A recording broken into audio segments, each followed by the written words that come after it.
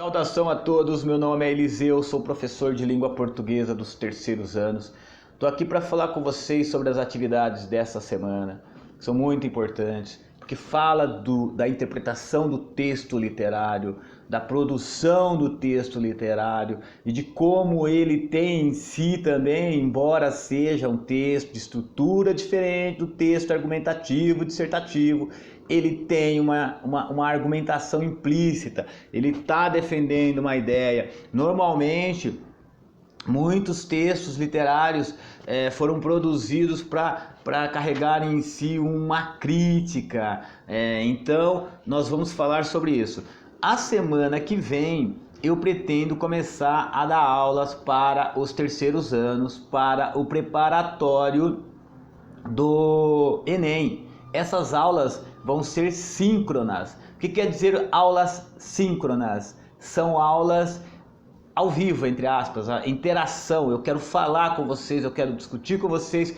Eu vou mandar para vocês nos planos de aulas, para essas aulas síncronas, eu vou mandar para vocês simulados do Enem. Eu quero preparar vocês para o Enem. E vou dizer mais, não tem por que vocês não prestarem Enem.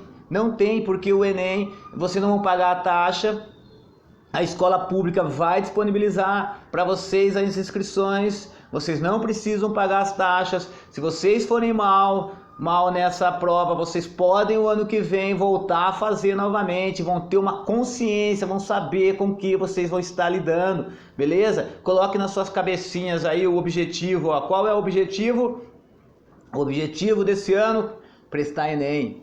O objetivo desse ano, prestar um vestibular, mesmo que você não tenha a intenção de frequentar a universidade. Porque quando você estabelece um objetivo, fica mais fácil para você estudar. Eu vou dizer para vocês, meninos, estudar não é só para cumprir tabela, estudar não é só para entregar tarefa para o professor, ler, escrever. É a linguagem, você precisa da linguagem. Você precisa da linguagem na sua vida para entender os seus sentimentos, para você se comunicar com o outro, para você estabelecer as suas metas, para você determinar os seus pensamentos, seu ponto de vista. Quando uma pessoa não consegue se comunicar, ela não consegue se estabelecer, beleza?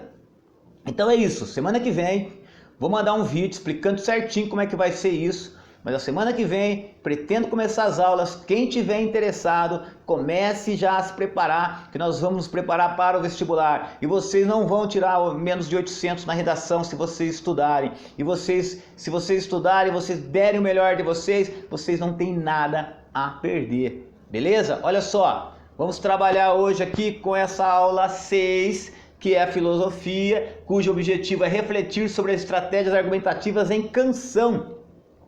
Então, até então nós estávamos falando de argumentação. Quem não fez as tarefas anteriores, pode fazer a tarefa anterior, #2, vai trabalhar ali com conjunções. O que são conjunções? São aquelas pequenas palavras articuladoras de ideia. Eu falo assim, ó, eu quero muito prestar o Enem, não comecei a estudar ainda. São duas ideias, quero prestar Enem, não comecei a estudar. Falta o conectivo. No entanto, não comecei a estudar ainda. Esse conectivo liga as duas ideias. É isso que nós trabalhamos na aula passada. Dê uma procurada aí no vídeo, #2. E agora vamos para a letra da canção. Outro objetivo, ampliar o repertório sobre a cultura popular brasileira. Por que ampliar o repertório sobre a cultura popular brasileira? Porque Noel Rosa nasceu em 1910, morreu em 1937, com 27 anos, foi um dos maiores expoentes da música brasileira. Ele morreu jovem no nascimento dele, ele passou por um processo de fórceps, que é pegar a cabeça do neném, da criança que não está querendo nascer e puxar, e acabou quebrando o queixo dele. Então ele tem um queixinho muito pequenininho, que é uma característica física dele, que muitas caricaturas exploram isso. Dê uma olhadinha lá. E ele foi um grande divulgador de samba. Não sei se vocês sabem, mas o samba, quando nasceu, o samba era visto com preconceito. O samba era visto como música popular, como música do morro, como música menor. E o Noel Rosa foi um dos grandes expoentes que fez com que as pessoas vissem ali a beleza artística que o samba carregava, a beleza da poesia, da música que o samba tinha em si. Olha só, filosofia, vamos lá. Filosofia, essa poesia aí. O mundo me condena e ninguém tem pena, falando sempre mal do meu nome, deixando de saber se eu vou morrer de sede ou se vou morrer de fome. Mas a filosofia hoje me auxilia a viver indiferente assim, nessa prontidão sem fim. Vou fingindo que sou rico para ninguém zombar de mim. Não me incomodo que você me diga que a sociedade é minha inimiga, pois cantando neste mundo vivo escravo do meu samba, muito embora vagabundo. Quanto a você da aristocracia, que tem dinheiro mas não compra alegria, há de viver eternamente sendo escrava dessa gente que cultiva a hipocrisia.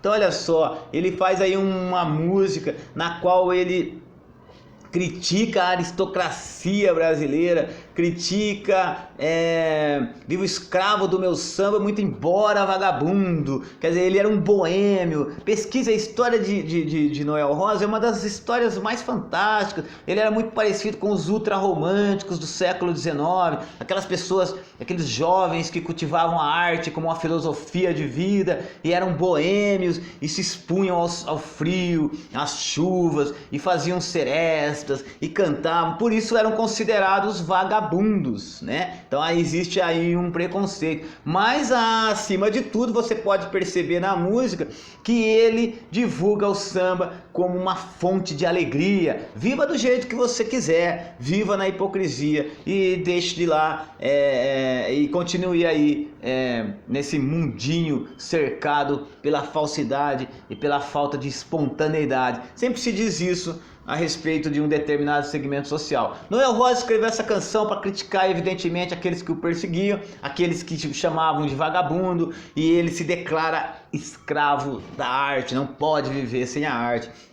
Então essa semana aqui, ó, simples, porque na semana que vem nós vamos começar a trabalhar mais duro, vamos escrever textos dissertativos para que a gente treinar para o Enem, mas essa semana é só você fazer essa interpretação dessa música aí, ó, uma música que foi escrita em 1933, apesar de ser uma época muito anterior, ela retrata questões ainda presentes na nossa sociedade. Na sua opinião, quais são os elementos levantados ali por Noel Rosa que você vê presente na nossa atualidade? É uma característica, ó. Quando a gente vai estudar literatura, a gente tem que estudar o contexto de produção. O que quer dizer o contexto de produção? Quando é que foi escrita essa música? O que estava acontecendo naquela música? Quais eram os sentimentos que motivavam esse autor?